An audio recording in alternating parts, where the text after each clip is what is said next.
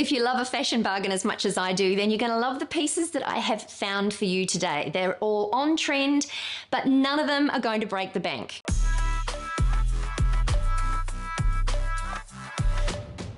Now, one of the big trends for the season is cropped jackets. Now, I am very much here for it because they're a really versatile piece. They're as versatile as a cardigan, but they're also just a little bit more dressy and they look a little bit less serious than a true blazer, but they still offer you that structure. The only thing you do have to be careful of is if you're short-waisted, to make sure you consider where the crop is actually falling. You don't want a crop jacket to make you appear shorter in the waist. One easy way to get around that is to wear monochrome, so wear a layer underneath that is the same color as your jacket, and that creates an unbroken line, which, as we know, always lengthens your torso. So if you do have a shorter torso or you are a little bit more short-waisted, just be really careful where that crop falls. And remember, where something falls is where the eye will be drawn to. So if you don't want to accentuate a particular part of your body, make sure you're not cropping the jacket to that area. So especially if you carry most of your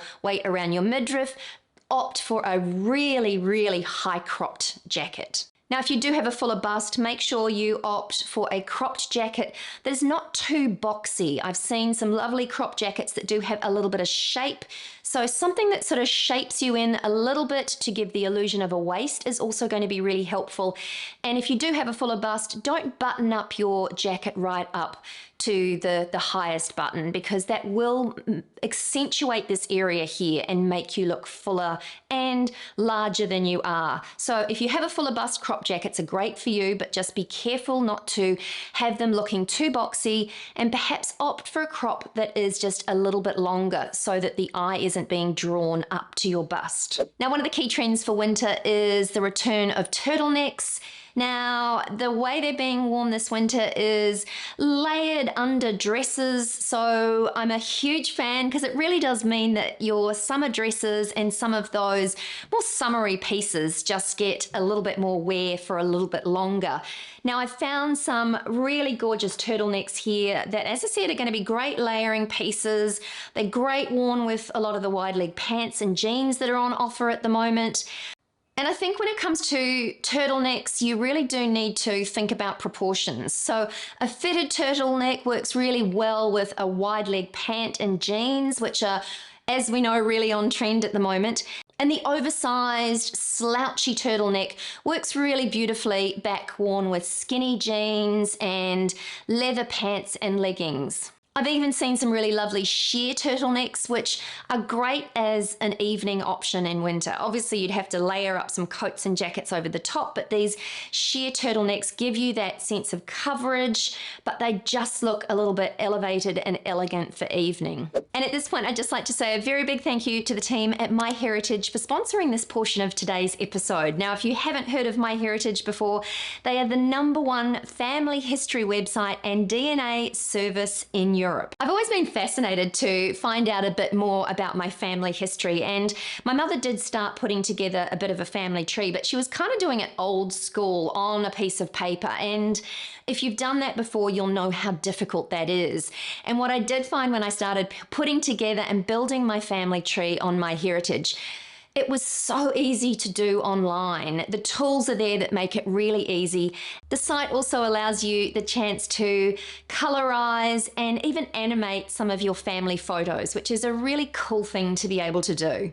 I also decided to take a DNA test to really drill down and see what my heritage is. And for me, I think I've always thought that I'm probably English, Scottish, and that might be it. I don't know. In fact, I've actually got my results here today that I thought that I would unveil them and share them with you real time. But the DNA testing process was really easy as well. You essentially get the DNA kit from MyHeritage, and inside comes some instructions, 2 little vials, and it takes next to no time to do it. You simply swab both of your cheeks for 30 seconds each, snap off the little swab into the vial, pop it into a little plastic bag, and then mail it back to MyHeritage. And then basically 3 or 4 weeks later, the results get processed in their lab, and then you get an email telling you what your DNA is.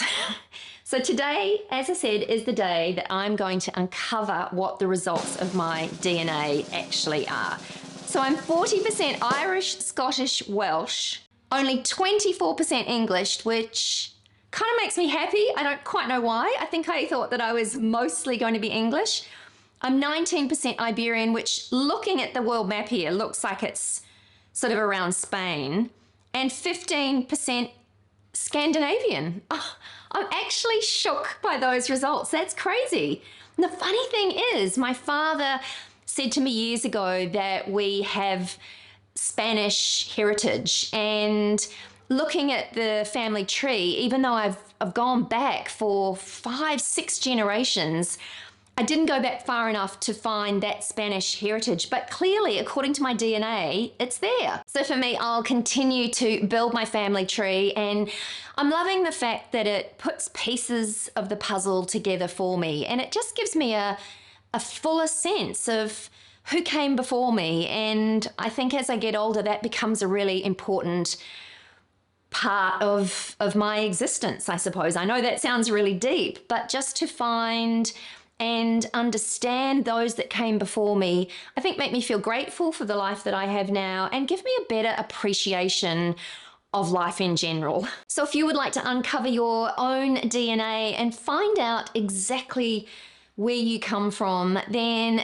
use my coupon code for free shipping of your DNA kit, and that code is simply The Style Insider. And as an added bonus, that code will give you a 30-day free subscription to MyHeritage, so you can start playing around and building your own family tree. And if you decide to continue on with your subscription, you'll receive a 50% discount. So definitely go and check it out. If you are interested in putting the pieces together of your family puzzle, then I can hand on heart recommend it. It is such an easy way to just find out where you came from and a little bit about those people that came before you.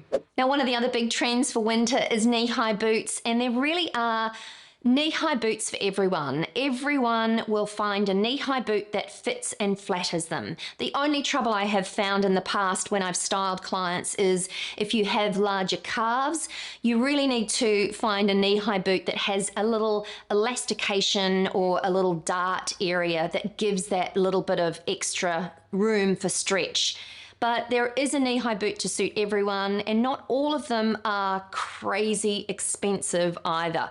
If you're a little bit more petite and a little bit shorter, then one of the tips that you can do is just make sure that your knee-high boot falls sort of an inch to 2 inches below your knee, just so that the boot doesn't wear you as such. But knee-high boots are the hottest footwear trend for winter, and there really is something for everyone. And I hope you enjoy the options that I've uncovered for you today, because they are, as I said earlier, they're on trend, but these pieces are also timeless. You'll be able to wear them forever.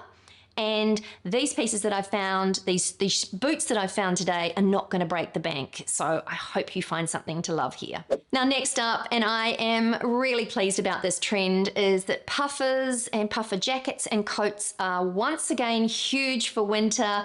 Pardon the pun, but the great thing about puffers is that they give you the warmth, but they're also really lightweight, which I find convenient in winter because I'm not wearing heavy layers that sort of drag me down. So puffers are great for that they're lightweight, but they are super warm as well. Now, if you're worried about looking large or like the Michelin man in a puffer, then the way around that is to opt for a puffer that is a little bit longer. So perhaps one that sort of falls just above mid-thigh level will actually just give you the warmth, but will also help to sort of elongate your body, which takes away that bulk from sort of your shoulders and waist. But puffer jackets are a fantastic and versatile piece to wear for winter. And as we've seen over the last few years, they've definitely become a real fashion statement and a fashion piece.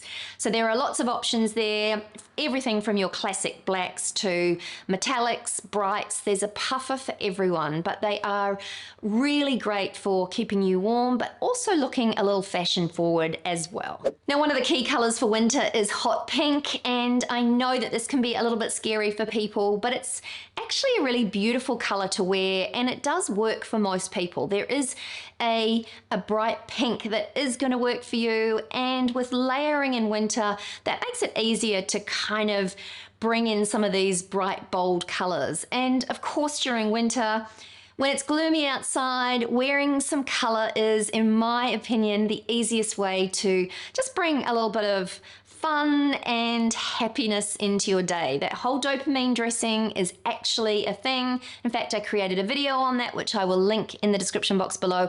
I will also link a copy of my dopamine dressing guide. So if you would like to dress yourself happy, then check out the link to that in my description box below. And it just gives you a few tips and tricks and a little bit of info on color and who can wear what color to help you enjoy dopamine dressing. And if you're not sure about how to wear hot pink, well, it looks beautiful paired with denim. It also looks great worn with reds and oranges.